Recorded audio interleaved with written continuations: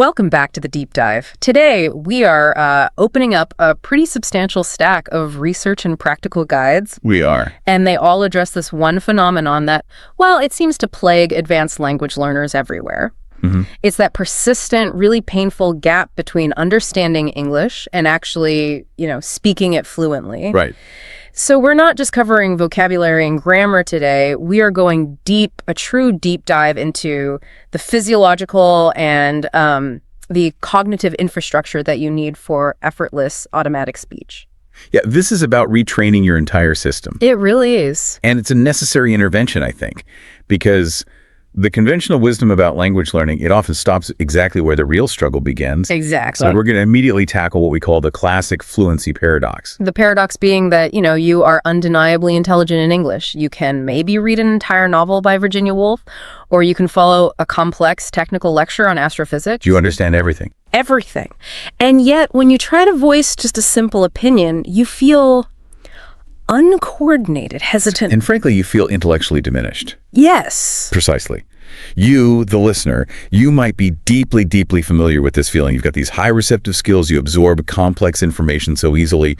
But your productive skills, the actual output, the ability to generate spontaneous, coherent output, they're lagging far, far behind. So when the conversation turns to you, the sheer difficulty of just forming the sentences makes you retreat. It's like you have this vast internal library of passive knowledge. Vocabularies, syntax, even subtle idiomatic nuances are all in there. Mm-hmm. But the minute you need to retrieve a book, the librarian just goes on strike. Your intellectual capacity feels completely disconnected from your physical ability to articulate. And that's the core tension we're resolving today. Our mission is, well, it's twofold. Okay. First, we have to conclusively unpack why this happens. It is imperative, really, that you internalize that this problem is not a reflection of your intellect. Right. It's not about your capacity to learn or your intelligence. Not at all. And secondly, and this is the more important part, we are providing practical, targeted, and repeatable techniques for turning that deep well of passive knowledge into truly automatic, effortless speech. We're going to discuss how to train the physical apparatus of speech until it's reflexive. Yes. So, we're moving from the study desk to the speech gym. Let's start right there, with the mechanics of why the mouth gets stuck when the brain already knows the answer. So we have to begin with the underlying issue here, which is a complete lack of physiological conditioning. I love the analogy the sources use for this because it just immediately reframes the whole problem. It does. We're talking about the profound difference between knowing the theory of movement and, actually doing the movement. Right. Think about kinesiology, the scientific study of human movement. You could dedicate years to memorizing the theory. You could draw diagrams of every single muscle fiber in the human body. You could understand the exact sequence of activation for a perfect squat. You could even calculate the precise mechanical leverage involved in a deadlift. But knowing all of that, if you have never once set foot in a gym, you can't just walk up to a bar and suddenly lift 300 pounds. No way. The knowledge is there. It's pristine. It's all cataloged in your brain.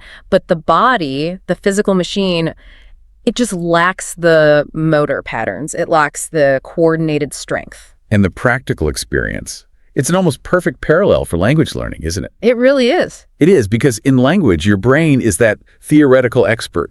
It knows the sentence structure. It knows the sophisticated vocabulary you need to express your idea. Yeah. But your mouth, your articulatory muscles, They've never done it. they've never executed that specific, complex, foreign sequence of movements before. So it feels uncoordinated, clumsy, or just stuck. And it's stuck because it's been conditioned since you were born by the deeply ingrained phonetics and motor patterns of your native tongue. Exactly. This means that if your native language relies heavily on, let's say, front of the mouth, dental sounds, and then you try to produce the specific English thea sound, which requires the tongue to subtly move between the teeth. your mouth basically goes into protest. It's an unfamiliar movement and it resists. Absolutely. And that leads us to this concept of speech as articulatory gymnastics. We have to really detail the role of the articulators. The tongue, the lips, the jaw. These aren't like biceps, but they operate with muscle-like functions, and they demand highly specialized training for dexterity and precision. They really do. And when we talk about articulatory gymnastics, we are discussing these rapid, tiny micro-adjustments. The tongue is one of the most agile and complex muscle groups in the human body. The speed and precision are incredible. It is. Consider just the sheer difference in tongue placement between certain English and, say, Spanish L sounds, or the subtlety required to differentiate between short and long English vowels. Like the difference between ship and sheep, it's a tiny movement. A tiny but crucial movement. And if your native tongue doesn't require those specific positions, those muscles just remain untrained for that task. They resist the unfamiliar. So that feeling of struggling to link words together smoothly, that choppy, halting sensation, Yeah. it's not a failure of grammar knowledge. It's actually a failure of muscle coordination. We are consciously trying to command our tongue and lips to execute patterns they have never, ever automated. That is the critical realization. Yeah. Fluency, therefore, requires deliberate, targeted physiological practice. It's analogous to high-intensity training or progressive resistance training in the gym. You can't just passively watch a weightlifter and expect to get stronger. No. You have to perform the action yourself repeatedly. You're building strength and, in this case, building phonetic dexterity. The resistance we face is just the difficulty of performing these new motor patterns against the inertia of our native language habits. And what's interesting about physical training is that the initial effort is always the most exhausting and the most awkward. Always. You are taxing muscles that have been, dormant in this particular context, but that consistency is what makes the impossible feel comfortable. Exactly. We have to separate the mental load from the physical load. If you are struggling, it's not because your thought is too complex. It's because the mechanism to deliver that thought is, it's rusty and unconditioned. So we have to train these speech muscles to execute specific, sometimes very rapid English phonemes and then string them together with natural prosody, the stress and the melody of the language. Let's make sure everyone listening really gets the core takeaway here. Struggling to speak despite having this huge vocabulary is a matter of physical skill acquisition. Right. This insight alone can remove a huge psychological burden. It relieves an immense amount of pressure. Once you truly internalize that it's a physiological problem, you stop judging yourself as unintelligent or as a poor learner. You're not bad at English. No, you just realize you haven't put the reps in with your articulators yet. The objective is phonetic dexterity.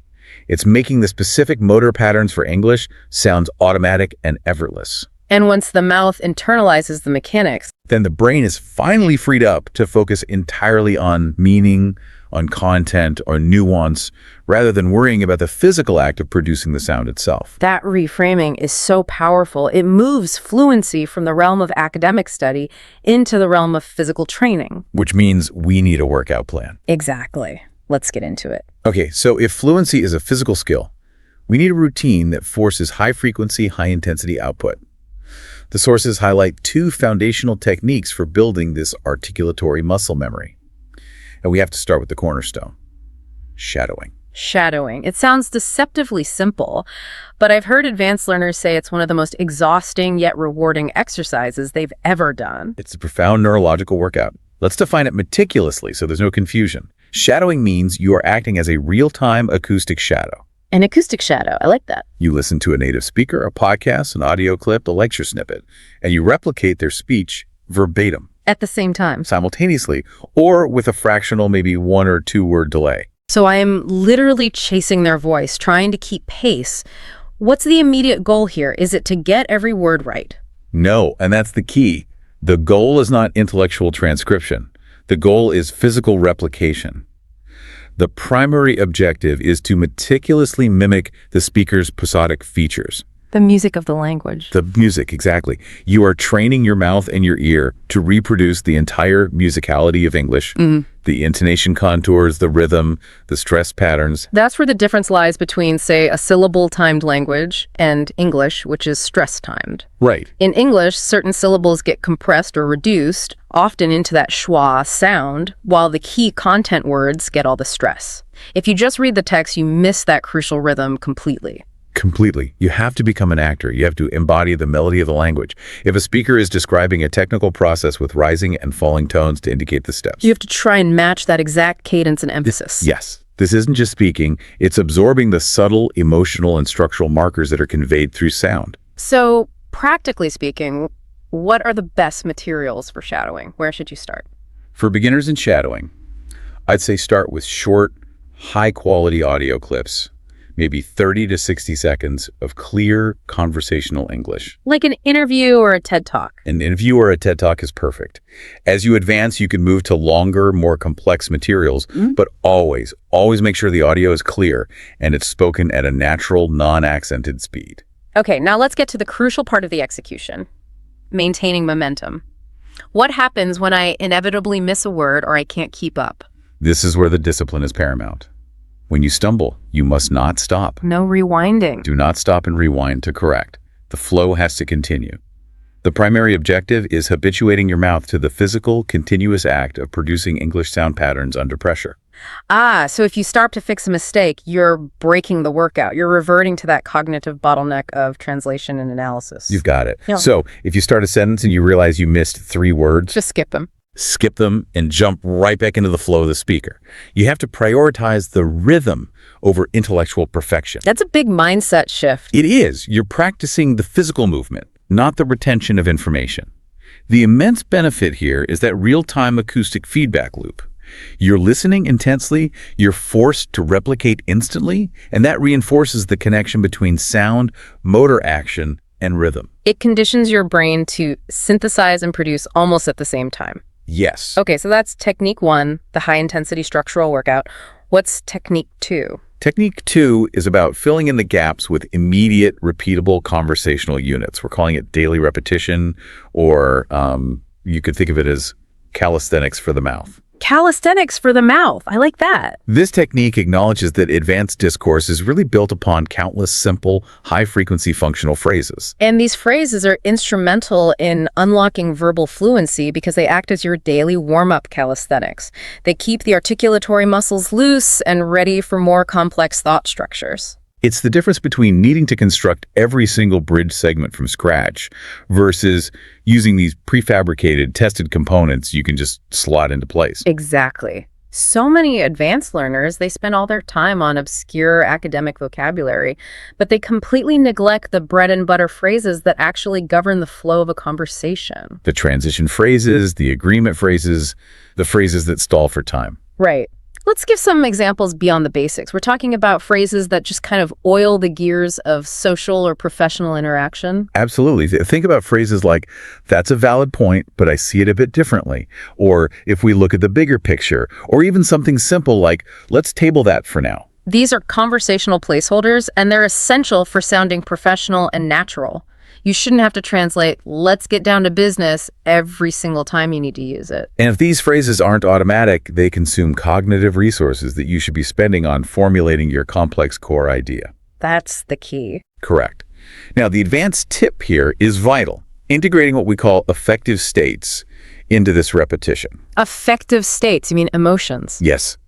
When you practice these phrases, you have to articulate them with intention and with emotion. Why is that so critical? Why do I need to feel the phrase? Because in real life, language is almost always coupled with emotion.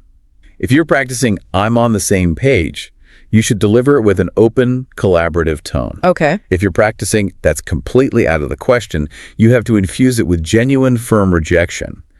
You are marrying the lexical items directly to the affective states, the emotional experience. So I am literally memorizing the sound and the feel of conviction or negotiation or hesitation, and I'm linking that feeling directly to the words. That's the mechanism.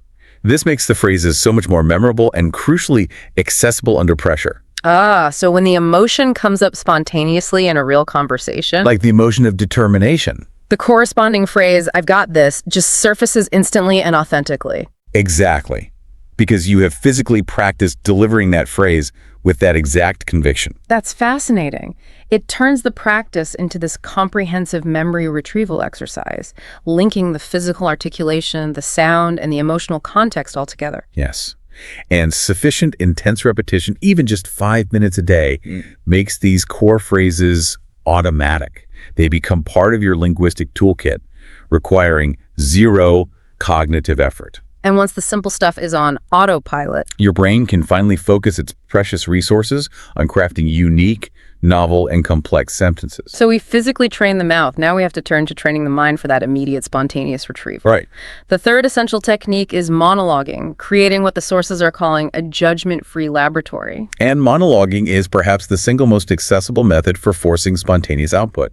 It removes the greatest inhibitor to fluency. The fear of judgment. The fear of judgment, of correction, of making mistakes in front of other people. You're just engaging in a conversation with yourself. You narrate your actions, your surroundings, in English, even when you are completely and utterly alone. And the beauty of this is that it can be woven into any mundane task. You're maximizing dead time. Exactly. Don't be self-conscious about it. This is a low-stakes, high-volume, judgment-free practice zone.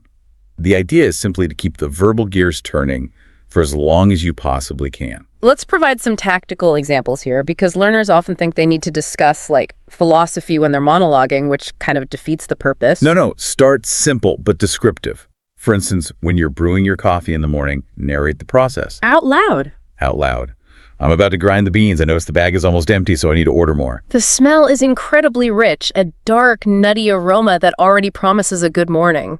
Exactly. Or when you're washing dishes. I need to scrub this pan thoroughly. It has baked-on residue. I should probably invest in a better sponge.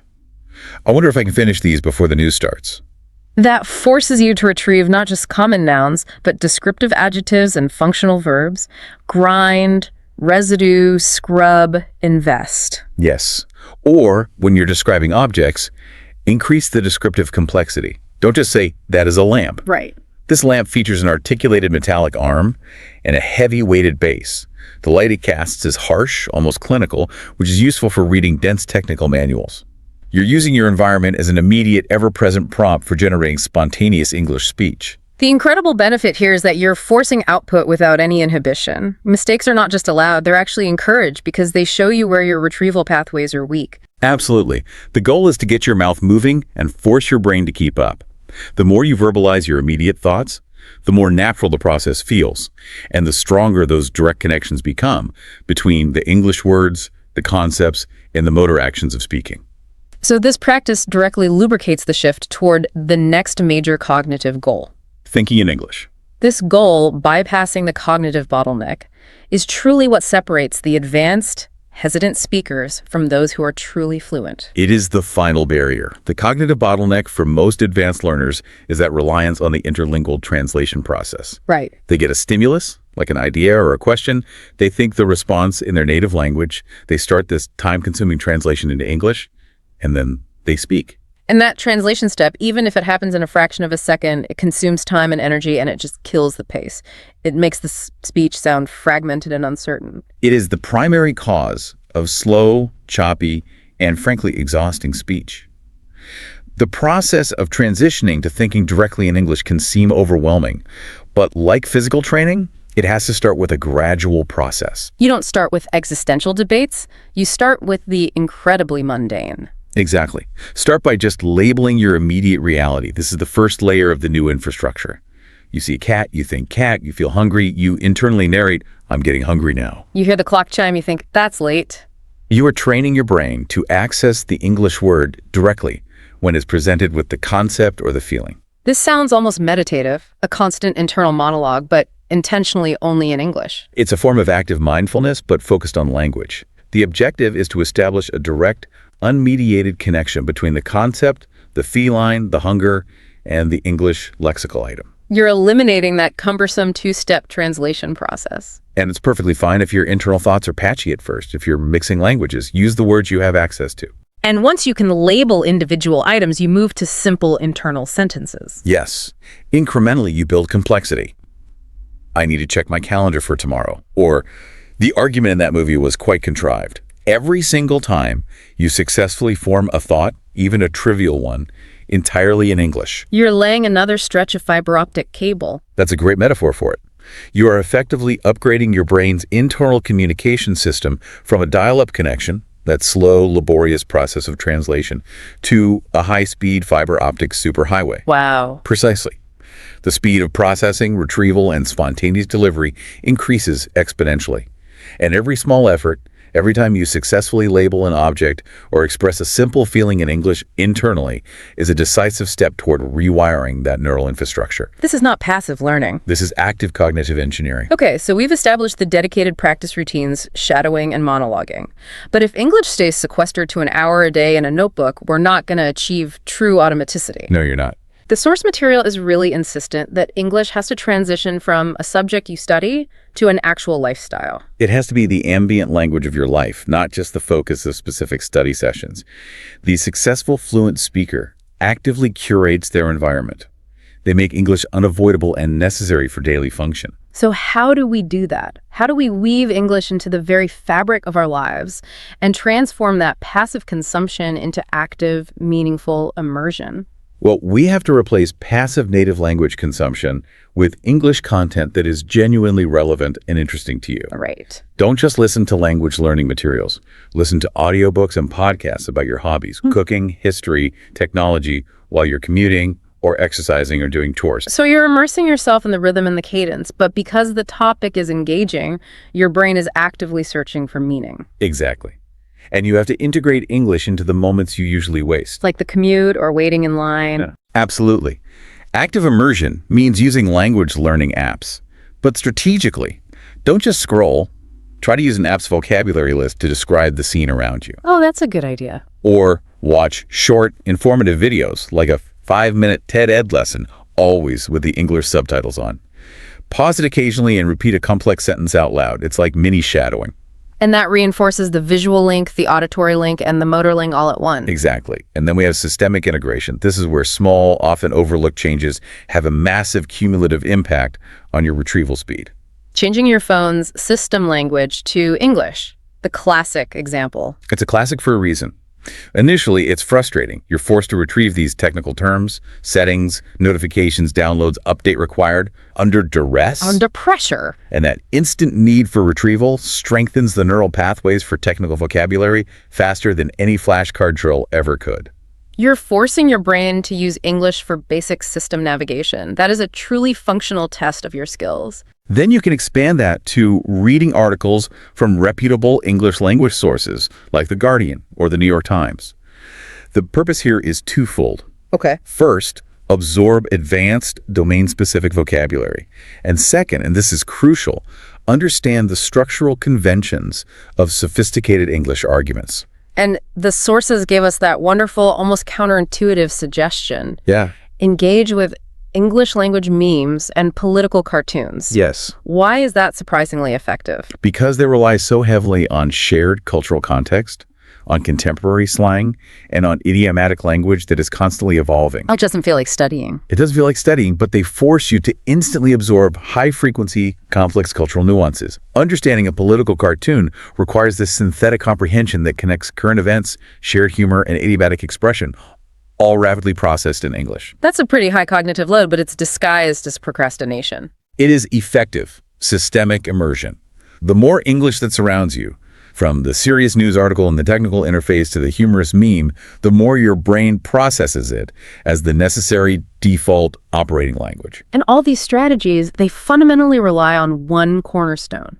Consistency is paramount. It is. Which brings us back to that psychological trap that so many learners fall into, the marathon session syndrome. Many advanced learners fail, not because they lack intelligence, but because their demands are unsustainable. They believe they need to commit to these grueling 2 or 3 hour study blocks. And when life intervenes and they miss those blocks, they feel like they've failed. Which leads to burnout, and eventually they just abandon it altogether. So we need to dismantle that expectation. The idea that if I can't do 2 hours, I shouldn't bother. We have to break that mindset. Absolutely. The secret to long-term success lies in the cumulative effect of marginal gains. Drawing again on the physical fitness model. 5 to 10 minutes of focused, high-intensity shadowing or monologuing every day is exponentially more potent than a 5-hour cram session once a month. Infinitely more.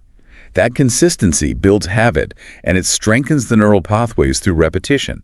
If you cram, those pathways fire once, intensely, but then they quickly fade. Right. I mean, you can think about the concept of myelin in neuroscience, that fatty sheath that wraps around neuronal axons and accelerates the speed and efficiency of signal transmission. Okay. Consistent, repeated, focused practice even in short bursts, encourages the brain to myelinate those specific language pathways. The brain recognizes this pathway for English phonetics is being used every day. I need to make it permanent and fast. So 10 minutes of daily work actually builds superior physical and cognitive infrastructure than a long sporadic session that just leaves you exhausted. The continuous self-reinforcing process of daily practice builds momentum. Your mouth retains the muscle memory from yesterday's calisthenics. Your brain continues its internal English monologue. Consistency signals to your brain unambiguously that English is a daily priority that requires permanent infrastructure. And once that habit is ingrained, those 10 minutes often organically stretch into 20 or 30 because you actually become engaged. The key is just initiating the process every single day. And this consistent effort, it inevitably builds confidence, which leads us to one of the most vital psychological steps for advanced learners, celebrating your unique voice. This directly tackles that deeply destructive habit of delaying speaking. It does. That perfectionism is the greatest fluency killer. We've all seen it. The learner who has near-native grammar knowledge but just refuses to speak because they're waiting for that mythical day when their accent is perfect. It's a pervasive psychological trap. They delay speaking, waiting for a hypothetical future perfect self to emerge, the self without the accent. They're prioritizing perfection over communication. So what is the solution to breaking that waiting game? The solution is an immediate, decisive start. You have to embrace your unique voice, your idiolect, and your accent. Don't wait to be perfect. Start in order to become better. We used the term idiolect earlier. For clarity, let's just define that for the listener. A person's idiolect refers to the unique, individual habits of speech that everyone has. It includes your vocabulary choices, your grammatical preferences, your specific pronunciation quirks. It's your individual linguistic fingerprint. It is. And that is valid, it's important, and it tells the story of your language journey and where you come from. So the goal is not to eradicate your linguistic identity and just mimic a specific native accent. Absolutely not. The goal focus must be on clarity and effective communication, intelligibility. Obsessing over achieving a perfect mimicry of a specific native accent, whether it's British, American, Australian, whatever, is a profound distraction from the real objective. Which is conveying complex ideas effectively. Exactly. When you celebrate your unique voice and you accept your accent as part of your identity, a mark of your incredible journey, your confidence soars. And that confidence lowers what language acquisition experts call the affective filter, which makes you less inhibited and more willing to experiment with the language. Exactly. When your confidence soars, you speak more. When you speak more, you get more practice, which improves your skill. It creates a self-reinforcing, virtuous cycle of increased speaking and improved fluency. Own the complexity of your voice. This shift in narrative, this is my voice and I am communicating effectively, it leads us to the final and I think the most profound insight that ties all of our techniques together. It does. The fact that your brain will follow your mouth. This challenges the fundamental assumption of language learning. Most people assume that your thoughts have to be perfectly formulated, proofread, and ready before your mouth can speak them. Right. We think of speaking as the final step in the cognitive process. Input, processing, formulation, then output. But often for fluency, the sequence is reversed. Production drives acquisition. The active physical use of your mouth accelerates the learning process within your brain in ways that silent study never ever can. That's a really powerful idea. So speaking isn't just a demonstration of what you know, it's actually a mechanism for knowing more. Precisely. Fluency isn't born in the passive consumption of books or lectures. Well, yes, passive input builds the necessary knowledge foundation. You need the raw material. You need the raw materials, but speaking is the crucible where fluency is forged. It is the highest level of active learning. So let's break down the precise mechanism of how the mouth forces the brain to adapt so rapidly. Okay. When you engage in high-pressure output shadowing, monologuing, or a real conversation, you compel your mouth to speak. This physical articulation sends an immediate, high-priority, urgent signal to your brain's executive function. And the signal says? The signal says, attention, we are in production mode. I need access to that word, that syntactic structure, and that precise pronunciation now. There is no time for translation. That demand for rapid, spontaneous, and immediate retrieval forces the brain to short-circuit the old translation pathways and just solidify the direct English pathways. It forces that cognitive bottleneck to widen almost instantly. It solidifies the direct link between sound, meaning, and motor action. It forces the necessary speed and automation. The faster you speak, the more pressure you put on the brain to supply the necessary components. So the message to the listener is unequivocally clear. Start speaking now. Start speaking now. Your brain will adapt faster and build the necessary neural pathways more efficiently as a direct result of the relentless demands placed on it by your mouth. It is the ultimate shortcut to automaticity. You're using the physical act of articulation as a high-powered neurological drill. And the more you compel yourself to speak, even if it feels clumsy or mistake-ridden at first, the more natural the language becomes, and the faster your brain adapts to thinking and communicating directly in English. This has been an incredibly deep and practical exploration. I feel like we've fundamentally reframed fluency, moving it beyond the intellectual realm and positioning it firmly as a physical skill that requires dedicated, targeted motor training. Indeed. We've established this synergistic process, training your mouth through high-intensity shadowing and daily repetition calisthenics that facilitates thinking in English through low-stakes monologuing. And this entire system ultimately leads to automaticity. You possess the intellectual capacity. Now you simply need to commit to the physical workout. The key methods are clear. Shadow the prosody, monologue without inhibition, embrace your idiolect, and prioritize those marginal daily consistency gains over unsustainable marathon cram sessions. Fluency is forged not on the page, but in the act of speaking. Absolutely. And since speaking forces the brain to supply meaning and structure, rapidly solidifying that link between meaning and motor action, consider this final provocative thought for your next practice session. Okay. Choose one complex, high-frequency idiom or phrasal verb that currently feels slow and clumsy to you. Now, take that idiom and drill it physically. Articulate it with intense, effective states at least 5 times a day, every day this week. Force your brain to solidify that complex linguistic link through raw, physical repetition. Start speaking now.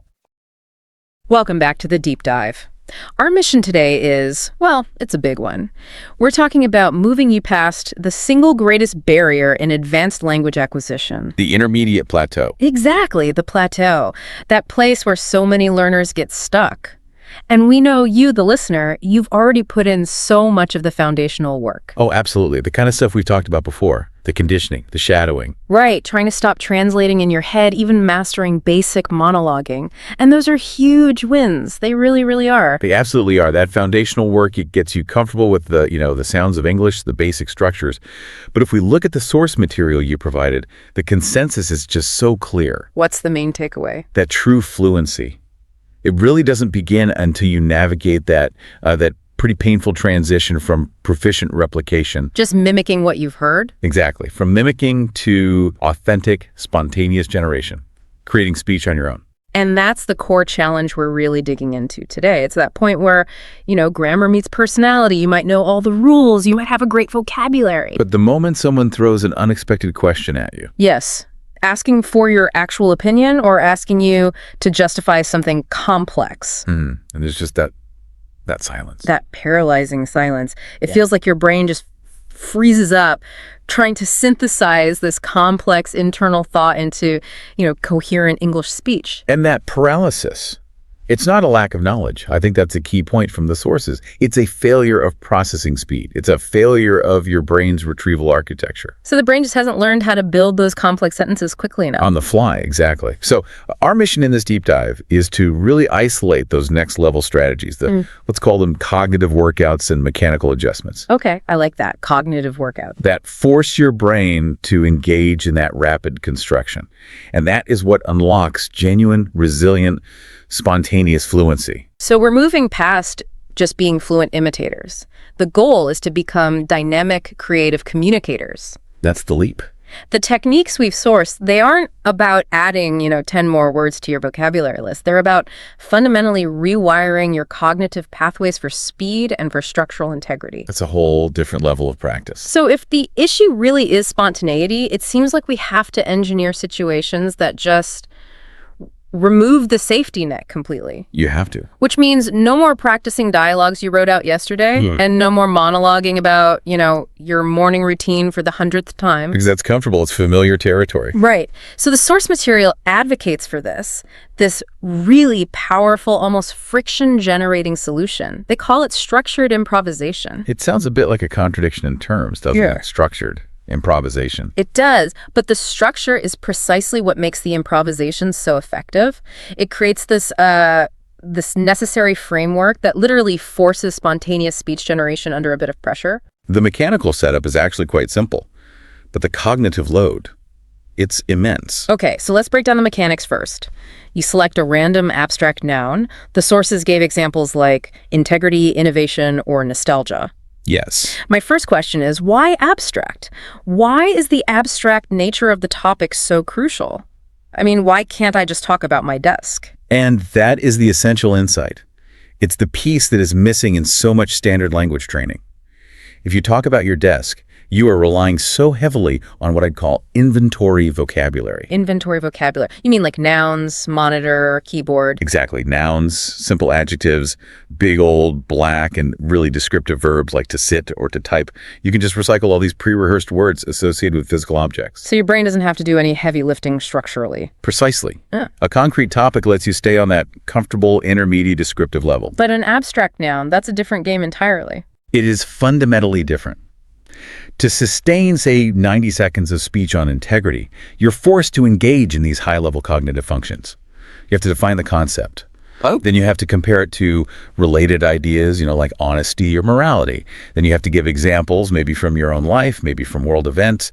And finally, you have to construct arguments about its value in society. Wow. Okay. You can't just list things you see. You cannot. You have to build nuanced phrasing and complex conceptual organization literally from zero. That is a significant cognitive leap. Now for the constraint, which is what I think turns this from just an exercise into a real workout, the strict 90-second timer. Yes. The timer is everything. You start it, you pick the word, and you absolutely must maintain continuous, sustained, and coherent speech until that timer stops. And there's a rule about pausing, right? A crucial one. If you pause for more than, say, 3 seconds, you stop. You have to start over. And that rule, that is the essential element of pressure. Because the goal isn't to give a perfect lecture. Not at all. The goal is sustained output. It's about preventing the brain from falling back into that comfortable habit of internal translation. Okay, let's really unpack the cognitive workout that's happening in those 90 seconds. When you're talking about a complex topic like nostalgia, and that clock is ticking, your brain is juggling so many things at once. it's doing rapid vocabulary retrieval, right? It's trying to structure a logical argument on the fly, like a mini outline in your head. And at the same time, it's selecting the correct verb tenses to support your examples, and it's managing the physical delivery of the speech. All while you're actively suppressing that urge to mentally translate everything from your native language first. It is a massive cognitive load, and it forces the immediate automation of grammar. You just don't have time to consciously check if you use the past continuous tense correctly. Yeah. If you do, the timer runs out. So you're accelerating the connection between the concept, that abstract idea of integrity, and the actual English linguistic structure that holds that concept. Exactly. We're training the brain's retrieval mechanisms to prioritize speed over that kind of instantaneous conscious perfection. But what about the common fear that every learner has? If I prioritize volume and flow over being perfectly precise, won't I just reinforce my bad grammatical habits? A very valid concern. I mean, advanced learners have spent years being corrected for grammar errors. There's this deep internalized fear of making them. And that's fair, but the structure of this exercise actually mitigates that risk. You see, you're not practicing sloppy speech. You are practicing linguistic resilience. Resilience. How so? If you stumble or make an error, the real training happens in the next 3 seconds. It's about how quickly you can self-correct or maybe navigate around that error without completely breaking your flow. So you don't stop and dwell on it. You don't. You keep going. When you stop after the 90 seconds, then you can review the segment. And only in retrospect do you correct the error. You are deliberately separating the creation process from the editing process. That makes so much sense. You're teaching your brain to just keep moving forward, using whatever tools are available in that split second. So the key takeaway here is that structured improvisation trains what you could call linguistic scaffolding. Scaffolding. It teaches you how to build the framework of a complex idea in real time. Even if some of the bricks you're using are a little wobbly at first, it completely removes the luxury of editing your speech while you're creating it. And that removal of lag time, that gap between a thought and actually speaking it, that is precisely what defines true spontaneous fluency. It is. Incorporating this daily, just rotating through different abstract nouns for maybe 15 minutes. The returns you'll see in your processing speed will be exponential. We've focused a lot on the speed of thought, but what if the thoughts that come out, even if they're fast, they still sound stiff or overly formal, or as the source material so bluntly put it, robotic? A very common problem. So we need to move from that cognitive speed barrier to what I'd call the auditory delivery barrier. And that gap is enormous. It's where so many high-level learners just stall out. They might have immaculate grammar, they might have textbook pronunciation of every word. But their speech just lacks that natural rhythm, that musicality of a native speaker. Right, and the result is that the listener actually has to work harder to decode the message because the flow is just so unnatural. And this is the whole domain of suprasegmental features. Okay, I think we need to define this very clearly for everyone listening. When we say suprasegmental, we're talking about elements that go beyond just the individual vowels and consonants, right? That's right. They're the features that exist above the segment or sound level. So this includes rhythm, stress patterns, both at the word and sentence level, pitch variations, intonation contours. And all of that together forms the prosody. The prosody of the language, exactly. And English is a stress-timed language. This is a crucial point. It means we emphasize certain syllables and words, and then we kind of squeeze the surrounding unstressed syllables together. So if you treat English like a syllable-time language, where every single syllable gets equal weight and time, you immediately sound unnatural. Immediately. So if a learner is missing the prosody, they're not just sounding a bit off, they might be missing the actual intent of the message. How does the source material suggest we fix this? The first strategy, strategy A, focuses on the architecture of the sentence delivery itself. Right. Thought groups and natural pauses. The principle here seems so fundamental, yet it's so often missed. It is. Native speech is just not a continuous, unbroken flow of sound. It's broken down into these meaningful, manageable chunks, these thought groups. And what determines where those chunks start and end? It can be a few things. Meaning, syntax, or sometimes just the simple physical need to take a breath. Let's use that classic example again, but maybe expand on why the pause is so important. We talked about the sentence. I went to the store to buy milk and bread. That pause, that double slash after store, why is it so strategically important for the person speaking? Well, for the speaker, it's a tiny little micro moment for linguistic planning, and frankly, for respiratory relief. It lets you gather that specific list of items, milk and bread, without having to plan the entire sentence structure from the very beginning. And for the listener? For the listener, it's a moment of comprehension. The speaker is signaling, okay, here's the main action and location, pause.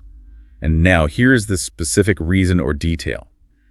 Without that pause, the listener has to hold a much longer, more complex string of information in their short-term memory before the meaning is actually complete. We need to go a bit deeper into how these groups are marked. It's not just silence, is it? It's not just a dead stop. No, not at all. That's a great point. Thought groups are often marked by very subtle changes in pitch and volume, what we call intonation. Can you give an example? Sure. Think about listing items. Your pitch might rise slightly on the items before the last one. Like, I bought apples rising, bananas rising, and oranges falling. That little rise in pitch signals to the listener that the thought group is continuing. The list isn't done yet.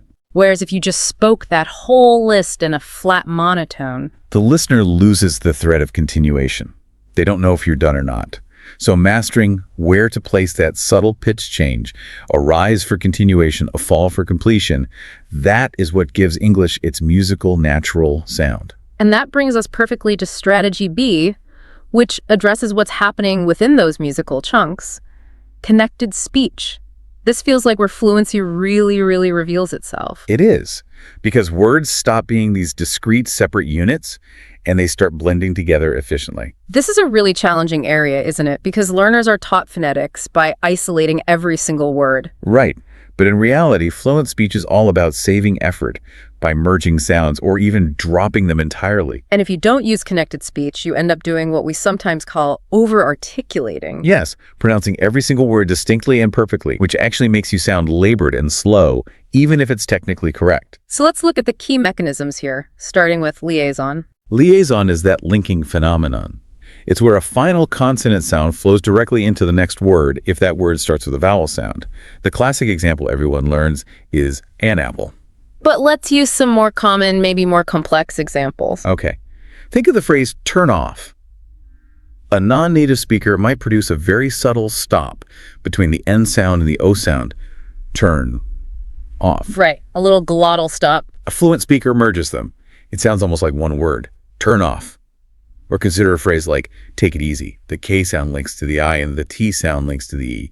Creates this seamless chain of sound. Take easy. So consciously practicing that linkage is what removes that choppy staccato effect from your speech. Instantly. Then we have elision, which for me is maybe the hardest one for learners to accept because it involves consciously omitting sounds you were taught to pronounce. Elision is basically the energy-saving feature of fluent English.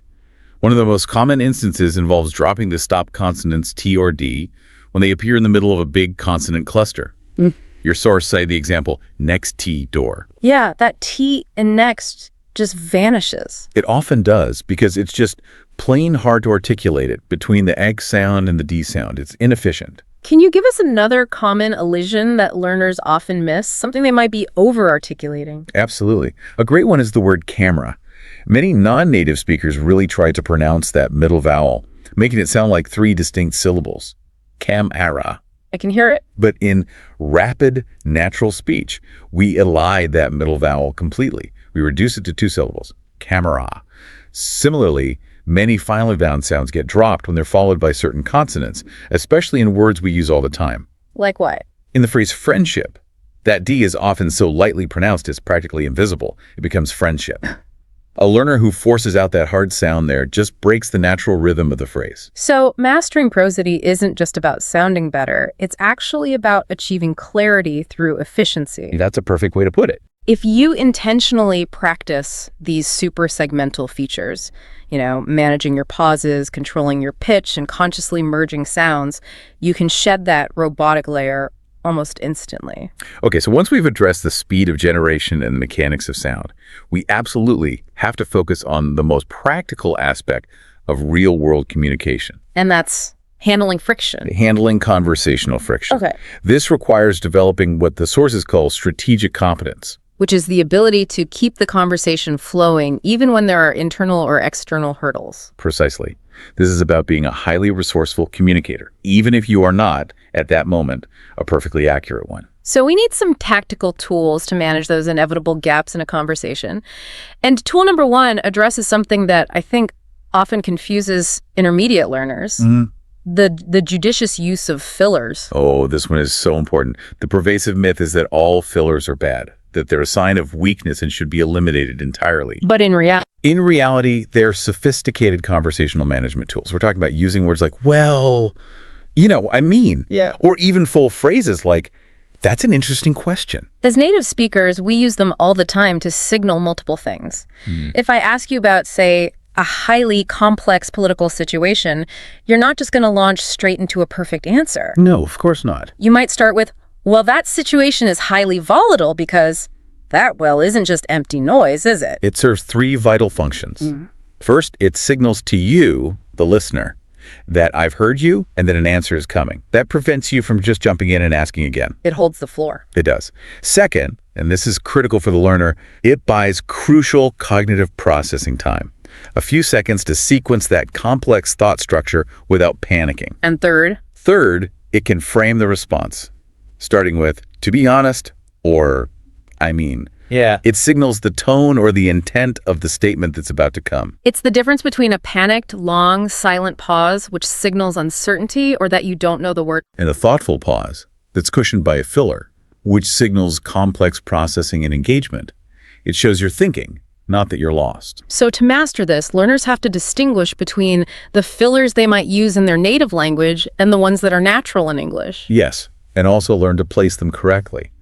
For example, using, too often in the middle of a sentence can be distracting, but using, as a kind of prompt for shared context right before a conclusion, that's extremely effective. Can you give an example of that? Sure. The project was over budget, because the materials cost so much more than we expected. That's, brings the listener in.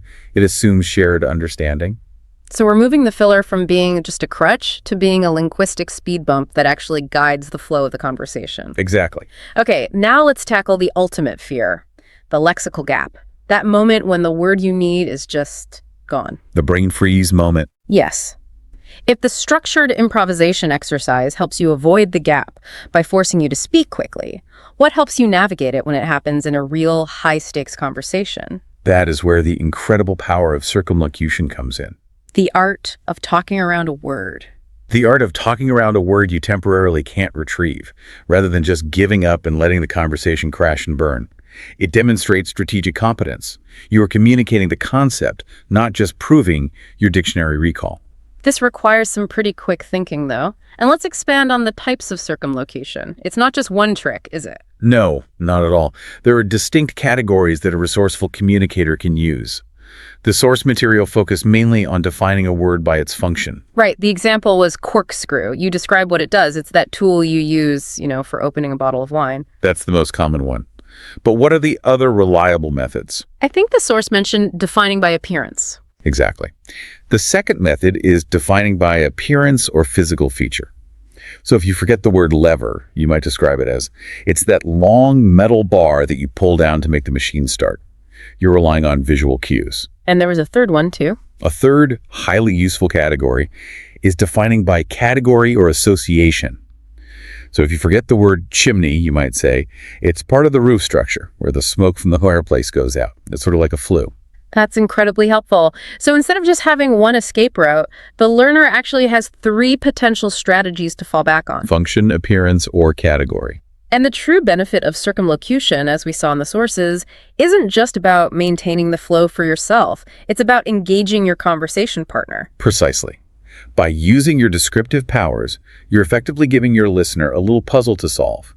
They hear the description, that spiral metal part for opening wine, and their brain immediately supplies the word. Oh, you mean the corkscrew? Exactly. And that is a huge win for everyone. The flow of conversation continues, you've maintained your composure, and you've just received the necessary word in a really high engagement context, which actually strengthens its retrieval path for you in the future. So strategic competence is really about linguistic crisis management. I like that phrase. It ensures that communication succeeds even when your memory or your perfect precision temporarily fails. This moves the advanced learner from constantly worrying about errors to prioritizing the effective transmission of meaning. We have to now turn to the final and perhaps most crucial hurdle, and that is leveraging the extensive knowledge base that you, the listener, already possess. Right. Most advanced learners have this enormous passive vocabulary. Huge. They understand really complex words when they're reading or listening. But they struggle to transition those exact same words into their active, spontaneous speech. I think we all recognize this phenomenon, even in our native language sometimes. You read a word like ubiquitous in an article, and you nod. You completely get it. But when you're speaking, you just reflexively use the simpler, high-frequency word everywhere. Every single time.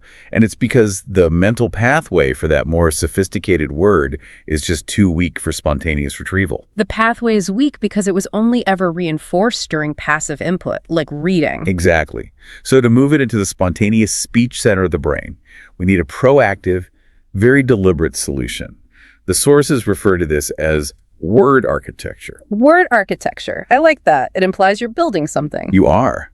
The idea is to stop treating new words as these isolated individual items on a list. So how do we build that architecture? What does that look like in practice? You select a small, manageable cluster of advanced items, maybe 3 to 5 sophisticated words or idioms that you really want to master for the week.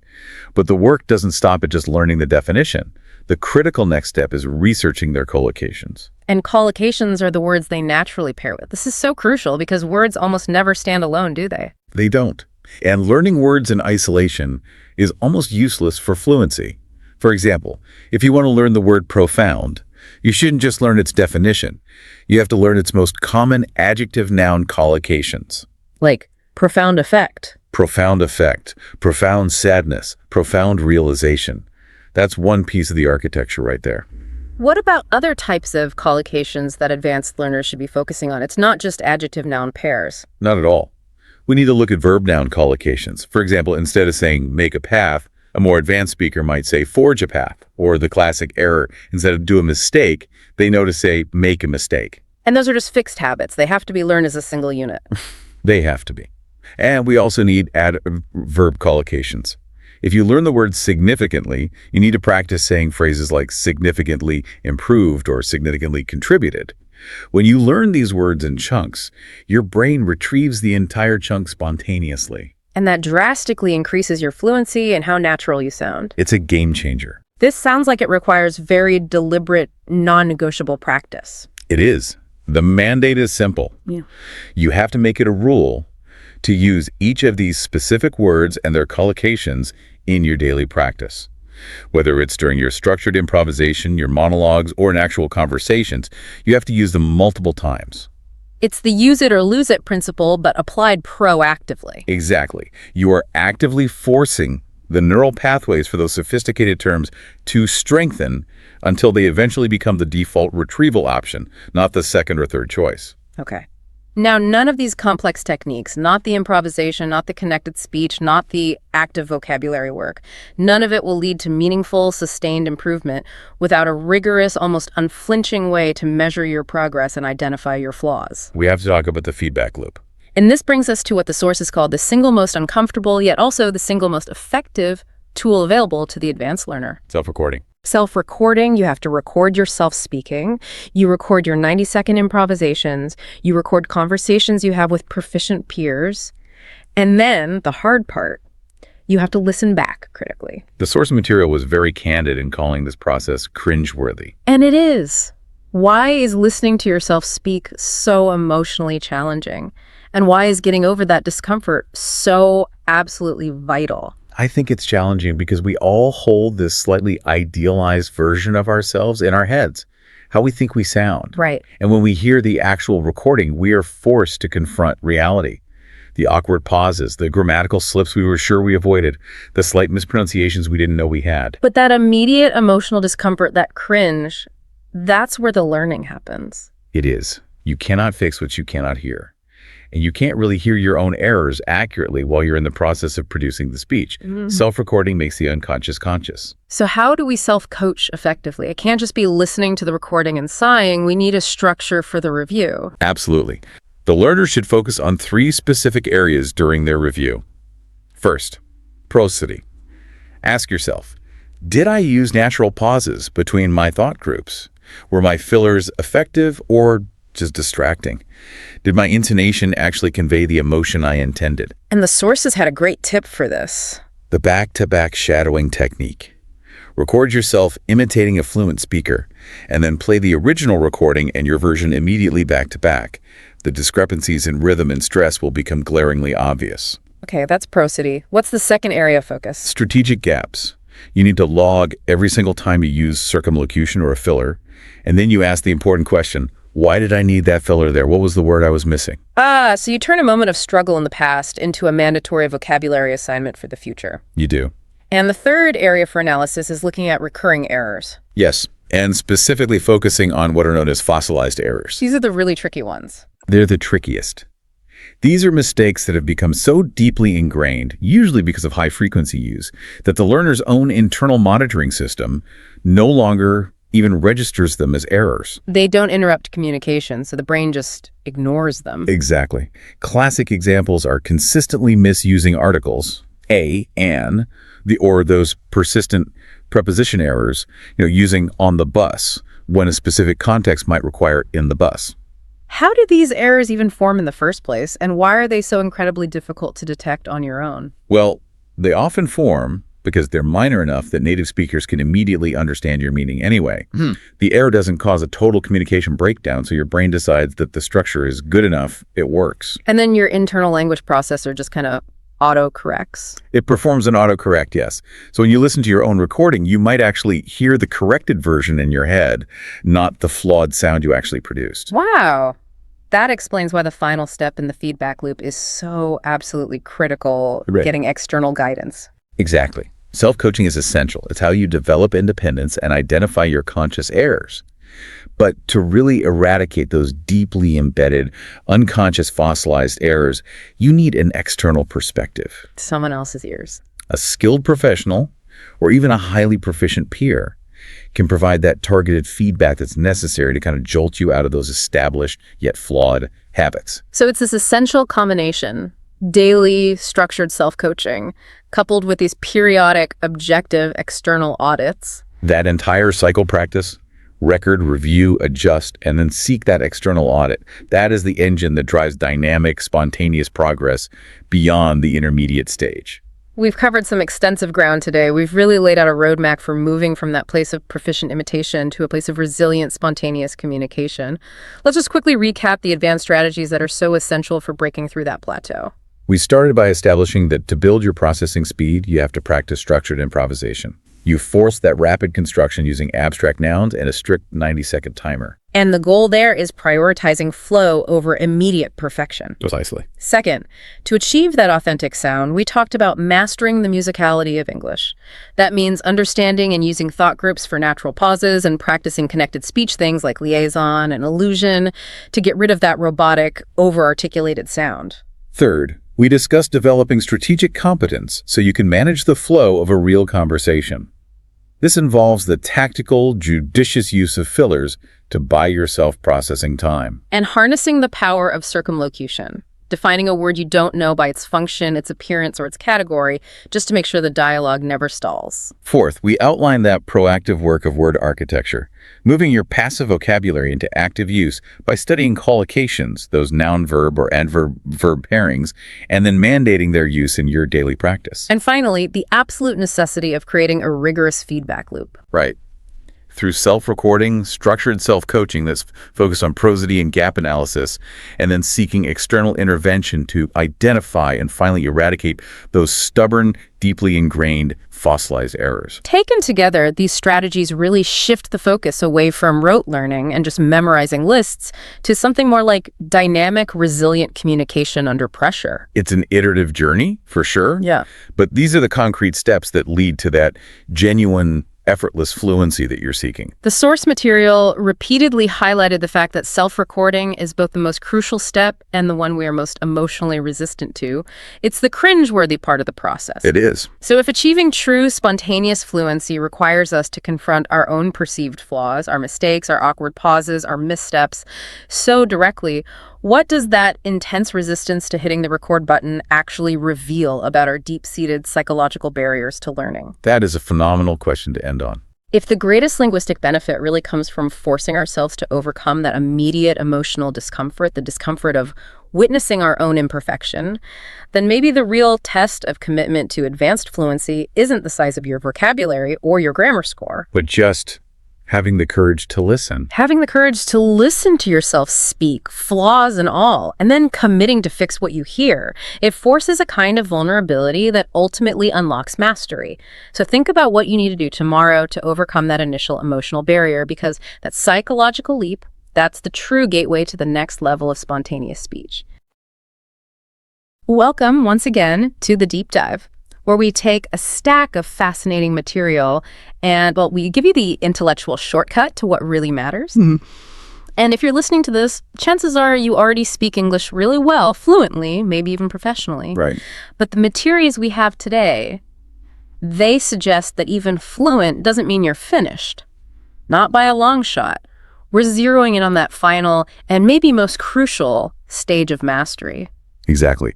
Our sources, and they're a mix of cognitive linguistics research and some really practical language pedagogy, they frame this whole journey of mastering spoken English in three essential dimensions. Okay, 3 dimensions. Yeah, so first you've got the foundational stuff, the physical and cognitive training, making the sounds, the basic grammar scaffolding. The building blocks. The building blocks. Then comes stage 2.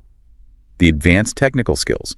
This is where you get deep vocabulary, you're using complex structures, you're practicing for raw speed and fluency. Makes sense. But, and this is the key insight from the sources, those 2 stages, no matter how well you do them, they only prepare the ground for the third one. Which is? Psychological and cultural integration. The integration. Okay, and that's where the material suggests a lot of really high-level learners just stall out. Completely. It's the final summit, It's the point where the focus has to shift entirely away from dictionaries and verb conjugations. It's the summit then, and I'm guessing it's probably the most difficult part of the climb. It is. The research we looked at, it explicitly calls this final hurdle the invisible barrier. The invisible barrier. I like that. Yeah, because so many learners reach this technical fluency. They can pass any exam with flying colors. They can write incredible emails. Sure. But they hit this psychological ceiling. They can speak English, sure, but they can't truly be themselves in English. That's the real goal then. That's the whole game. The goal is to move beyond the mechanics, all that technical stuff, and really embrace the art of authentic self-expression. Okay, that makes our mission for this deep dive crystal clear. We are examining that critical final transition, moving from someone who is just technically proficient Right. to someone who is a fully natural, confident communicator. We are going deep into the mental and the emotional shifts that are necessary for that ultimate linguistic mastery. So let's start right there at that ceiling, because it sounds like it represents a complete reversal of the kind of anxiety you faced earlier in the learning process. Complete 180. Early on, the fear is basic, right? Is visible failure, misspelling a word, using the wrong pronoun, stuff people can see. This is what people expect, Yeah. But once you're at this advanced level, the fear is so much more insidious. Yeah. It's not external anymore. It's internal. It becomes an internal identity crisis. Okay. And the sources really detail how the psychological stakes are just profoundly elevated. How so? Well, think about it.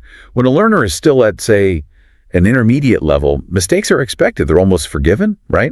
They can even be seen as charming, like indicators of hard work. Right. Oh, your English is so good, even when you make a mistake. Exactly.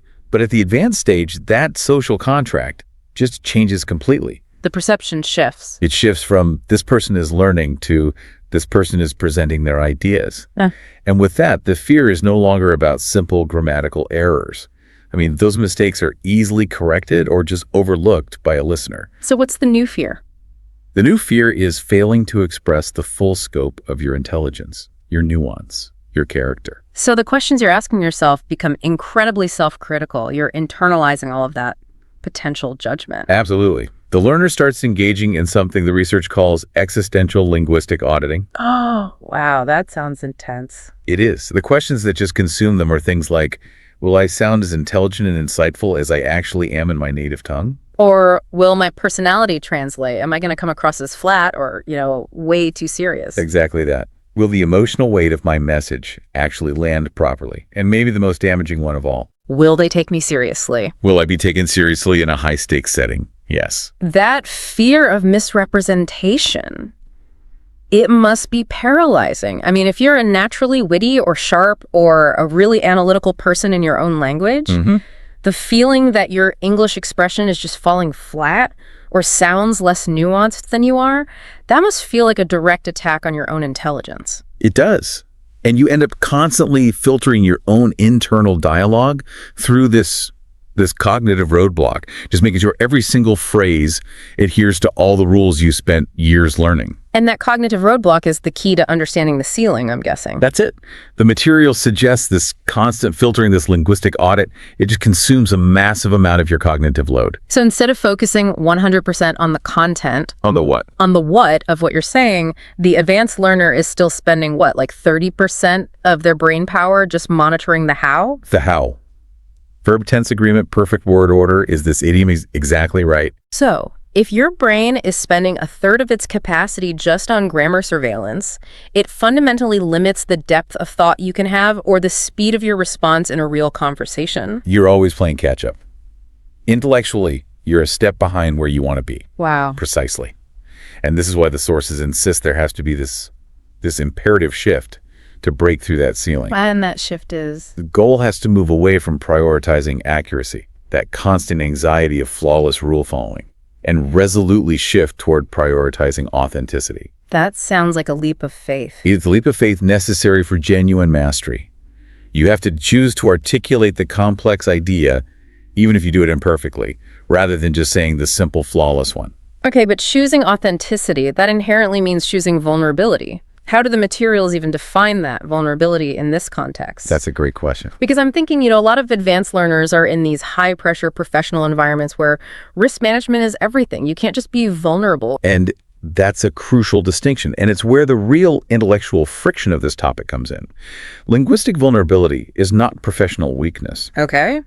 The sources define it as the courage to articulate a complex, nuanced opinion, to share a really valuable insight, Even when you just know. You lack the 100% polished, perfect vocabulary or structure to deliver it flawlessly. But if vulnerability means risking that imperfection, how do the sources deal with the potential cost of that risk? In, say, a business negotiation or a critical academic defense. Okay. When is the safety of precise, even if it's kind of flat, language still the better option? The material offers a really compelling counterpoint to that.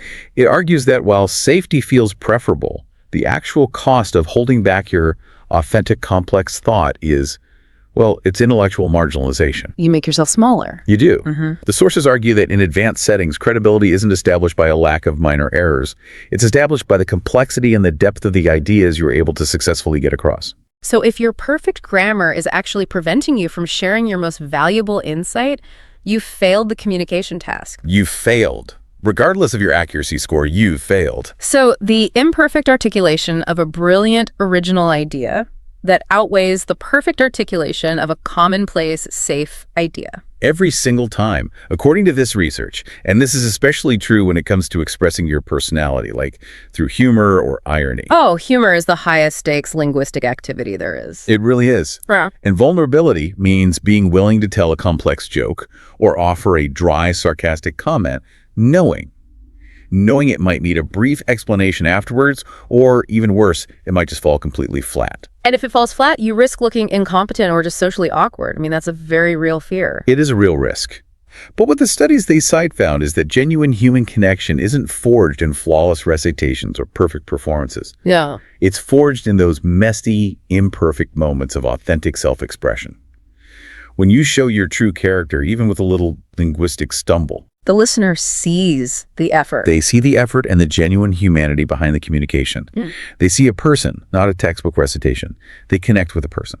And that is the essential shift, isn't it? The fluency stops being about the language itself, the object, and it becomes entirely about the seamless, uninhibited delivery of the self. Yes. And I guess once you make that leap, that cognitive load you were talking about, the part dedicated to auditing the language, it just starts to drop dramatically. It frees up that 30% of your brain power. So you can finally engage fully with the content. Exactly. You transfer the focus from the rules back to the relationship, back to the ideas, back to a whole purpose of communicating in the first place.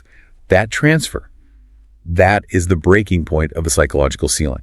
Okay, so moving from that critical psychological shift, we get to the practical side of this. Developing what the sources call a linguistic persona. And we've all met these people, right? Advanced speakers who are technically brilliant, but they come across as, I don't know, emotionally flat or just less charismatic than they clearly are in their mother tongue. We need to talk about that gap. We do. The sources call it the personality gap, and it's the central dilemma for the advanced learner. They have all the technical ability in the world. That something's missing. They look into the linguistic mirror, and they just see this diminished version of themselves. They feel less witty, less influential, less emotionally connected than they know they are. So the crucial question becomes, do you feel like yourself when you're speaking English? That's the question. And that feeling of being a diminished self is a huge motivator for this kind of deep dive. I mean, if your native language allows you to be this sophisticated, nuanced, authoritative person, Right. but in English, you struggle to convey sarcasm or your analytical structure effectively. You just feel compromised. And the goal, as the material states, it's not to go out and invent some new fake English-speaking personality. That always rings hollow. Always. The goal is to consciously work to close that gap, to reconnect your existing authentic self with the tools that are available in the new language. So how does someone actually do that? It can't just be a case of be more yourself. That's not helpful advice. No, it's not. The core of the strategy is detailed in a phrase I found really, really profound. The act of translation, not of words, but of self. Translation of self. Okay. And this shifts the whole exercise away from, bilingual dictionaries and into the domain of behavioral linguistics. So the task is what? Consciously learning how your own unique personality traits. Yes. Your sarcasm, or maybe a very analytical, structured way of thinking, or your natural warmth. Okay. The task is to learn how those traits are expressed and understood within the English language's specific structures and its social norms. Let's break that down with some specifics. Say I'm a very analytical person. I like to present my arguments in a structured, sequential way in my native tongue. What specific linguistic tools do I need to observe and then translate into English to get that same authoritative analytical nature across? Okay, great question. This is where the observational research they talk about becomes highly strategic. Right. For an analytical persona, the research suggests focusing on specific rhetorical devices that signal logic and authority. So this includes the strategic use of structuring conjunctions. Things like however, furthermore. Exactly. Consequently, nonetheless. But it's not just about using them. That's how you use them. It's using them deliberately to frame the architecture of your argument. You are translating the intent of your structured native thought into the English mechanism for structure. I see. Similarly, the use of modal verbs becomes essential. An analytical persona will rely heavily on verbs like should, must, and is likely to be, rather than softer, more tentative phrasing. Because that conveys confidence in your analysis. It conveys confidence. You have to observe how native speakers use these specific tools to command intellectual space in a room. Okay, what about a more emotionally charged trait then, like sarcasm? That is so reliant on cultural context and shared history. How do you translate that? Sarcasm is an excellent and very difficult case study. The sources emphasize that translating sarcasm requires so much more than just adopting a certain tone of voice. Right. It demands a mastery of understatement and implied meaning. So you have to observe how native speakers use, say, antithetical statements, or how they use rhetorical questions to deliver these subtle little digs. So for instance, a blunt, overtly sarcastic remark from my native language might just fall flat in English. Or be perceived as just plain rude. The English expression of sarcasm often relies on polite phrasing delivered with a deliberate contrast in tone. It's often the exact opposite of being direct. So the advanced learner needs to become a kind of mirror, analyzing the specific linguistic packaging that delivers the effect you want, authority, warmth, sarcasm, and then consciously integrating those techniques you've observed. And that leads directly to the core practice they recommend: strategic observation and experimentation. The material is very clear that learners must actively observe native speakers they genuinely admire. People who have the linguistic persona they want to emulate. Exactly. And this isn't passive listening. It's not just having the TV on in the background. It's active data gathering. We established that it can't just be watch more TV.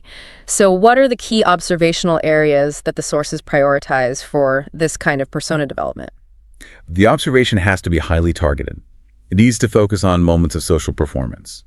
The sources highlight 3 specific areas that are critical for this advanced integration. Okay, what's the first one? First, how native speakers convey authority. Look at how they command a room or lead a discussion. Are they using declarative statements? How do they pace their speech?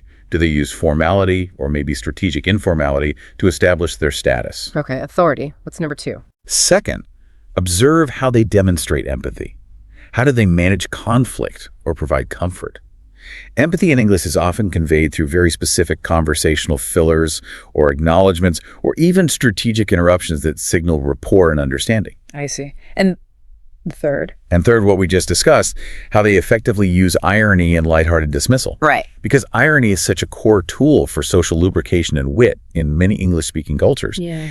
Analyzing how it's used successfully is just crucial for the learner who wants to be witty, not just accurate. Authority, empathy, and irony. Those 3 areas are, they're essentially the social tools you need to function as a full adult in any cultural context. That's a great way to put it. So by observing them, you're learning the new culture's instruction manual for status and for relationship management. Exactly. And once you've observed, you move to the next step, experimentation. The material insists on integration through trial and error, specifically in what they call low-stakes environments. This is not the time to test your newfound sarcasm on your boss during a critical board meeting. Please don't, no. The whole idea is to create a safe space for failure. So give us more detail on that. What kind of low-stakes environments does the research suggest? The sources suggest things like structured practice. So having a detailed discussion about a non-controversial hobby with a patient friend, or rehearsing an anecdote you plan to tell later to a small, friendly group. The stakes are low. The perceived cost of failure, a little social stumble, or a joke that doesn't land. It doesn't feel like a catastrophic judgment on your core identity or competence. Precisely. The brain needs to experience both success and failure without the pressure of high consequence. It's how we learn. And this active experimentation, it allows the learner to move those newly observed techniques. The structural conjunctions for analysis, the specific phrases for empathy. It moves them from being a conscious, performed action to an unconscious, automatic part of their new linguistic persona. It's the habit formation. It's the only way to finally close that personality gap for good. Okay, so we've dealt with the internal psychological shifts, authenticity, and self-translation. Now we have to tackle the external component, culture. Specifically, achieving cultural fluency.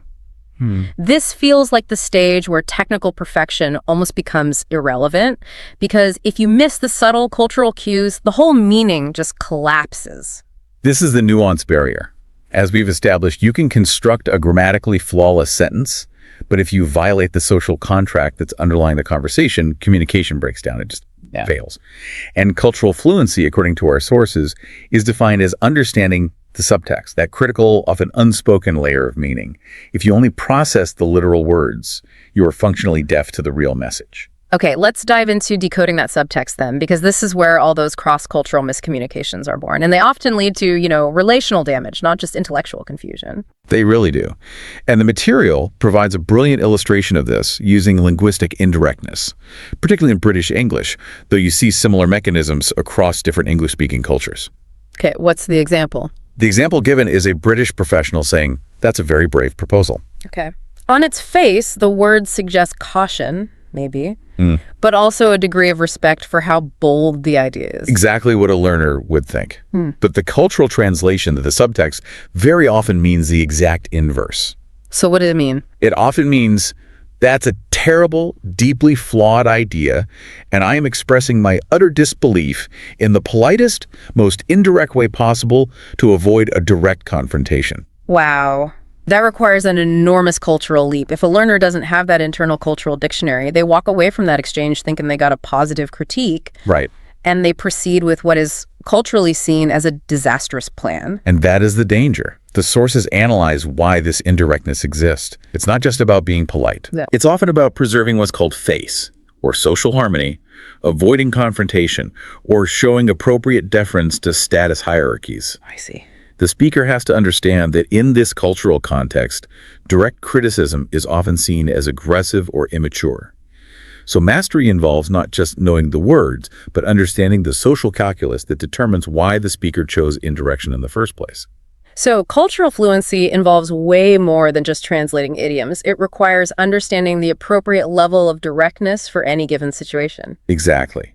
Knowing when a blunt statement is expected versus when a request needs to be framed as this heavily mitigated, polite question, maybe even bordering on an apology. And it also means recognizing the embedded cultural references in humor, in analogies, in just general conversation. Absolutely. Every culture has its own reservoir of shared knowledge, historical touchstones, common media tropes that inform dialogue. If you miss these, you're missing the emotional shorthand of the conversation. This sounds overwhelming. How can advanced learners systematically internalize this invisible rulebook? The materials advocate for a highly intentional approach, becoming a cultural anthropologist. A cultural anthropologist. I like that analogy. It's central to their argument. The sources argue this deep fluency is achieved through massive, meaningful exposure. And the key word there is meaningful. So just existing in an English-speaking environment isn't enough. It's insufficient. The exposure must be purposeful. It has to be designed specifically to deconstruct the cultural dynamics and the subtext at play. You are no longer watching for vocabulary, you are watching for human behavior expressed linguistically. Okay, let's detail the specific examples of meaningful exposure the research suggests, because these move way beyond the generic study tips. Okay, so first, they strongly recommend watching talk shows, specifically to understand the patterns of conversational banter. Right, because talk shows, especially late-night shows or cultural interviews, they're high-stakes environments for rapid social performance. They are. Guests and hosts rely on quick wit, complex social maneuvering, and a rapid shared understanding of subtext just to maintain rapport. So the learner, in this case, isn't just watching for content. They're observing the pacing, the rhythm of the turn-taking, how rapport is built in 30 seconds. And critically, how disagreements are managed or diffused using humor or strategic language. They're studying the non-literal function of language. Okay, that's a good one. What's next? Second, the recommendation is to listen to comedy podcasts or stand-up specials specifically to deconstruct how humor works. Humor, as we said, is the final frontier of fluency because it relies so heavily on cultural context. So the task is analyzing why a joke lands. What underlying cultural touchstones does it rely on? What rhetorical devices, hyperbole, irony, understatement are being used? Yes, it provides direct, unfiltered access to the cultural psyche. It forces the learner to analyze the gap between the literal words spoken and the actual meaning that's being conveyed. Right.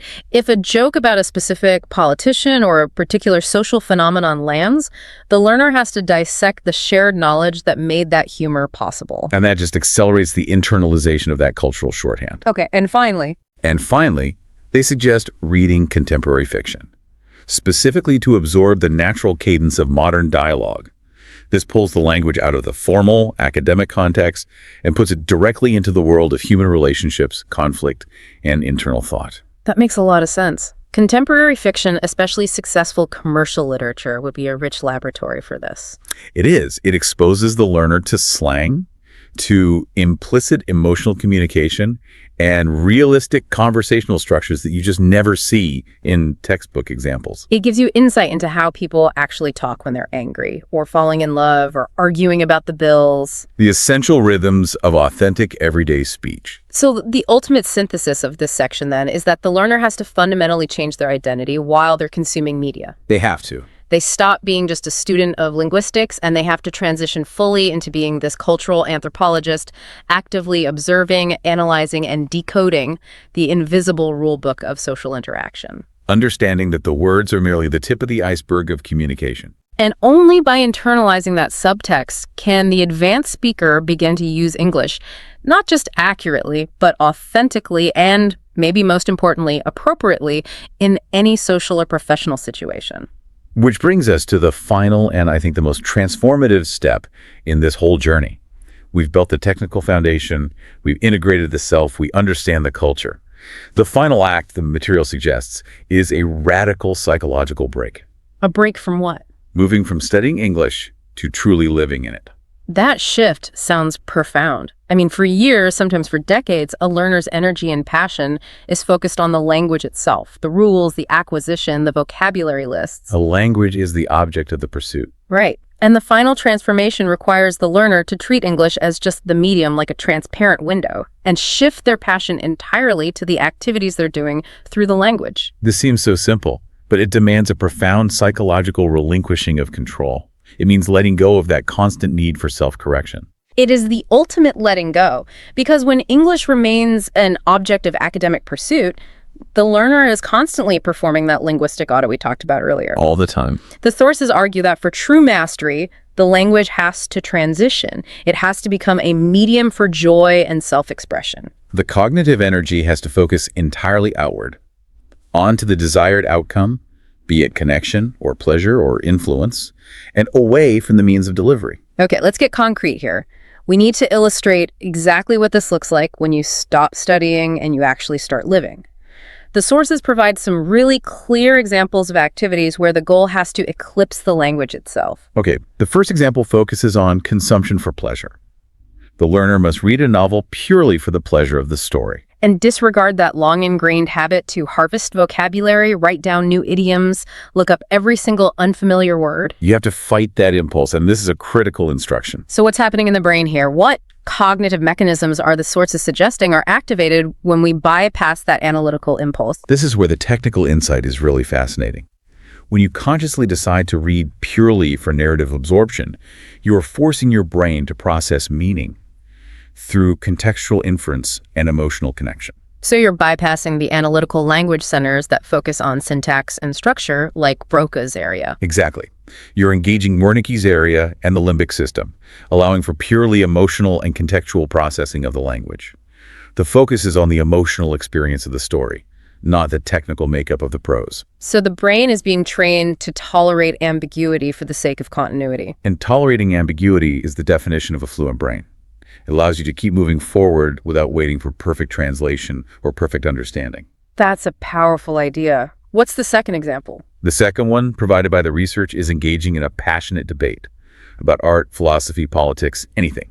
Here, the focus must be solely on winning the argument. Or on successfully communicating your complex viewpoints, the intellectual contest itself. Yes, and absolutely not on monitoring your verb tenses or your word choice. So the moment you care more about convincing your opponent or just successfully articulating your complex frustration than you do about achieving perfect grammar, that's the moment you've achieved fluency. That's the moment. Because you have utilized the language for its primary high-stakes function, meaningful influence and connection. Your brain is now focused on the message and the impact, which forces the delivery mechanisms to just run automatically in the background. Yes. And if the language mechanisms momentarily fail, you use the wrong tense or you're searching for a word, the overwhelming priority of your passion of winning the argument forces the brain to compensate with speed and context and nonverbal cues. This is a powerful learning accelerator that technical study can just never replicate. Okay, and the third example? The third involves media consumption without self-auditing. Watching a film, streaming a sporting event, playing a video game, and allowing yourself to be completely lost in the plot or the action or the strategy. Without auditing your own comprehension level. Without that little voice in your head saying, "Did I understand that last line? What did that word mean?" No. If you can watch a film and cry or laugh or jump in suspense, you are processing the emotional content of the language directly. Without that heavy cognitive filter of self-assessment. Exactly. The sources highlight that true fluency is achieved when emotional input and output become direct, unmediated by conscious grammatical calculation. This really encapsulates the critical insight, doesn't it? When English becomes the vehicle for the learner's passions, whether those passions are film or politics or literature or professional mastery, and not the passion itself. That's when they have truly arrived. They're finally using the language to achieve something larger than the language itself. And that transformation, that is the moment the final chains fall away. The speaker is no longer consciously applying grammar rules or consciously translating cultural idioms or performing linguistic techniques. They're simply being, thinking and feeling through this new linguistic lens without any psychological interference. The ultimate result is that your internal focus shifts entirely to the depth of the content, the meaning, the desired emotional impact, and it moves completely away from the how, away from the complex mechanics of delivery. And that freedom, that's the essence of mastery. It's the ability to exist fully within the language without that internal noise of self-correction. We've come full circle. Yeah. From the physical training of the mouth, through the technical mastery of advanced concepts, and culminating in this psychological embrace of authenticity and the cultural freedom to engage fully with the world. And the reward, as the sources articulate it, is not about losing your original accent or pretending to be someone you're not. No, the reward is so much more profound. It's about gaining a new identity. A complex, witty, analytical, expressive linguistic self that exists seamlessly alongside your original one. You don't replace your native self. You become a multilingual self, capable of expressing the full spectrum of your humanity in more than one language. And that is the ultimate freedom that mastery provides. Hashtag outro. Wow. What an extensive deep dive into the psychological and cultural summit of language learning. We've really established that the final stages of fluency demand far more courage and intellectual honesty than they do rote memorization. Yeah, they really do. To briefly recap the three essential pillars for this ultimate stage. First, you have achieving authenticity through vulnerability. That's prioritizing genuine self-expression, even over perfect execution. Right. Second, developing a linguistic persona, which is that conscious act of self-translation into the new language, using strategic rhetorical tools to express your unique character. And third, cultural fluency through meaningful exposure, transitioning into the role of a cultural anthropologist who understands that critical, unspoken subtext that governs all social interaction in the new linguistic environment. This material, it really challenges the conventional wisdom that mastery is purely a technical skill. It's not. It is fundamentally a process of deep emotional and psychological integration. It really is. And if we connect this to the bigger picture, it means the final work is often the hardest because it involves changing the way you think and feel and risk, not just the words you use. So we want to leave you with a final thought based on this idea of translating the self and integrating profound emotion. Right. We've analyzed the importance of using English as a vehicle for your passions, especially when you're sharing those imperfect, authentic moments of vulnerability. So we want you to think about the last time you used English, not merely to communicate factual information, but specifically to express deep, complex emotion. Whether it was overwhelming joy or searing anger or delicate, complex sarcasm. Were you successful? Did the words you used truly reflect the intricate way you were feeling? Or did the language, or maybe your fear of error, limit your emotional expression? That reflection, that moment of honesty, that is the most vital step toward recognizing your own personal linguistic breakthrough. So keep applying that pressure, keep prioritizing authenticity, and keep living the language. Until the next deep dive, keep exploring, keep connecting, and keep speaking your authentic truth.